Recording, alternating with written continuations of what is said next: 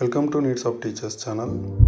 CPR cardio pulmonary resuscitation, ಹೃದಯ ಮತ್ತು ಶ್ವಾಸಕೋಶ ಪ್ರಚೋದಕ. CPR ಎಂದರೆ ಕಾರ್ಡಿಯೋ ಪಲ್ಮನರಿ ಪುನರ್ಜೀವನ. ಇದು ತುರ್ತು ಜೀವ ಉಳಿಸುವ ವಿಧಾನವಾಗಿದ್ದು, ಯಾರೊಬ್ಬರ ಉಸಿರಾಟ ಅಥವಾ ಹೃದಯ ಬಡಿತವನ್ನು ನಿಲ್ಲಿಸಿದಾಗ ಮಾಡಲಾಗುತ್ತದೆ.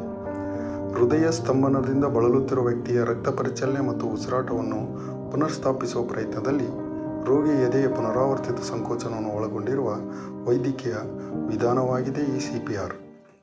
CPR ಅನ್ನು ಯಾವ ರೀತಿಯಾಗಿ ಮಾಡಬೇಕು ಅನ್ನೋದನ್ನು ಈ ವಿಡಿಯೋದಲ್ಲಿ ನೋಡ್ಬೋದು.